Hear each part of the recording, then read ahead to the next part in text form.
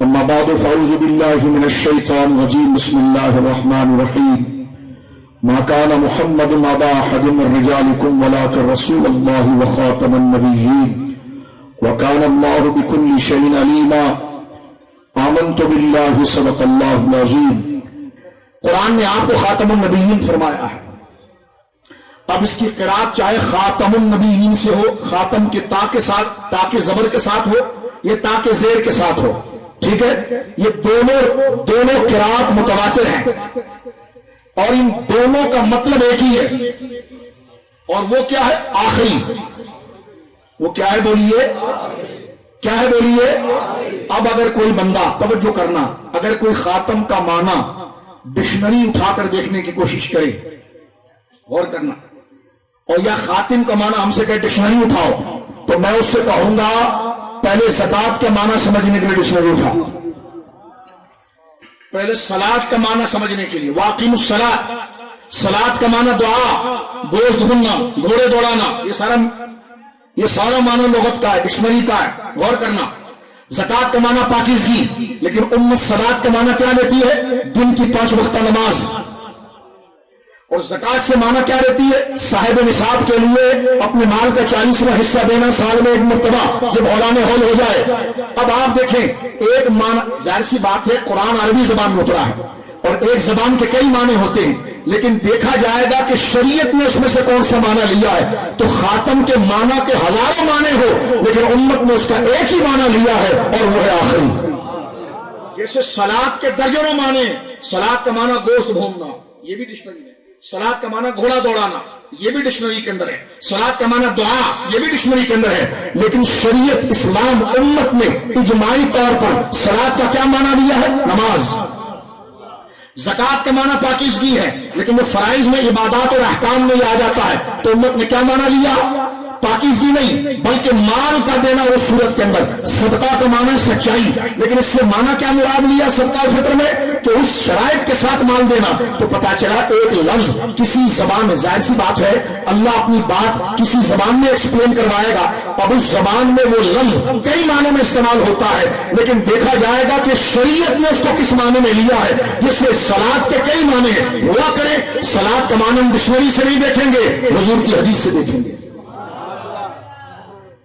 ہم صحابہ کے عمل سے دیکھیں۔ کیوں؟ اس لیے کہ سورہ نحل میں موجود ہے کہ قرآن کے الفاظ کو سکھانا یہ ڈکشنری کا کام نہیں ہے، لِتُبَيِّنَ لِلنَّاسِ مَا نُزِّلَ إِلَيْهِمْ۔ اللہ نے فرمایا نبی یہ تیری ذمہ داری ہے کہ لوگوں کو قرآن کے معنی کی تبیین، اس کی تفسیر، اس کا معنی بتانا۔ جب رسول اللہ سے پوچھا گیا خاتم النبیین کا کیا معنی ہے، تو سرکار نے فرمایا لا نبی بعدی، اس کا ترجمہ یہ کہ میرے بعد کوئی نبی نہیں ہوگا۔ کیا معنی ہوا؟ آخری۔ توجہ ہے آپ کی؟ معنی کیا ہوا جی؟ آخری۔ قاضی اعظم رحمت اللہ تعالی علیہ نے شفا شریف کے اندر، جو 5ویں صدی ہجری کے محدث ہیں، امت کا یہ نظریہ پیش کیا۔ آگے بڑھنا چاہ رہا ہوں کہ خاتم النبیین، ظاہر سی بات ہے خاتم النبیین یہ الفاظ قرآن میں آئے ہیں، ایک ہوتا ہے لفظ، ایک ہوتا ہے معنی۔ اب یہ لفظ آ گئے قرآن میں، اس کا ثبوت تو قطعی ہو گیا، ضروری ہو گیا قبول کرنا کہ قرآن میں آ گیا، لیکن اس کا معنی کیا بنے گا؟ اس کا معنی امت نے اور حضور کی حدیث سے بتا دیا۔ خاتم کا معنی انگوٹھی نہیں ہوگا، خاتم کا معنی افضل نہیں ہوگا، خاتم کا معنی ہوگا آخری۔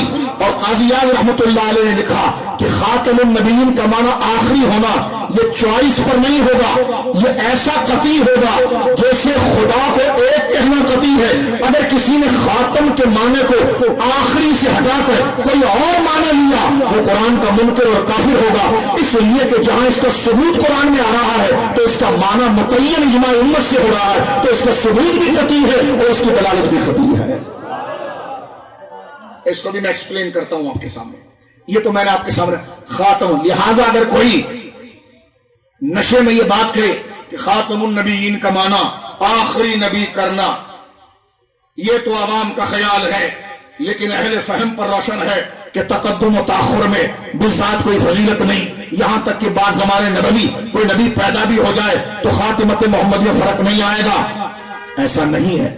بلکہ خود تقی عثمانی کے والد مفتی شفیع نے ختم نبوت پر کتاب لکھی، سید انور شاہ کاشمیری نے کتاب لکھی، یوسف پنڈوری نے کتاب لکھی، اور انہوں نے بھی اپنے مکتب کو سمجھایا کہ اس کا معنی خاتم النبیین کے لفظ کا ایک ہی معنی ہے، آخری اور اس معنی سے اٹھانے والا اسلام سے خارج ہے، تو لہذا جہاں مرزا کی گرفت ہوتی ہے یہاں بھی گرفت بالکل بجا ہے جو حسام الحرمین میں امام محمد رضا نے کی ہے۔ میں آگے بڑھ جانا چاہتا ہوں۔ دیکھیں قادیانی کہتے ہیں کہ حضور کے بعد اجراء نبوت جاری رہے گی۔ ہم نے کہا یہ تیرے کو خیال کیسے آیا؟ تو پہلا تو ڈھنگا یہ تھا، نبوت نعمت ہے، اپنا خیال، نبوت تو نعمت ہے، نعمت کیسے چھینی جا سکتی ہے؟ تو میں نے کہا نبوت تھوڑی چھینی گئی ہے، حضور کی نبوت کا کوئی چھینی گئی معاذ اللہ، حضور کی نبوت تو قیامت تک موجود ہے، نبی بنانا روکا گیا ہے، نبوت موجود ہے۔ کیوں لوگوں کو بیوقوف بنا کر اپنی قبر جہنم بناتا ہے، جھوٹ بولتا ہے، کہتا نبوت نہیں۔ میں نے کہا یہ وہ دور ہے کہ جناب جو ہے کہ عارضی حکومت تو 5 سال کی چلی گئی ہے، اب دوسری حکومت آئی ہے، کیئر ٹیکر حکومت۔ میں نے کہا یہ حضور کے ساتھ نہیں، جب سرکار نے غار حرا سے آ کر اعلان کر دیا ہے نا اب قیامت آئے گی، لیکن حضور کی نبوت کا جو سورج چل گیا ہے وہ ڈوبے گا نہیں، تو نبوت تو موجود ہے، حضور کی نبوت تو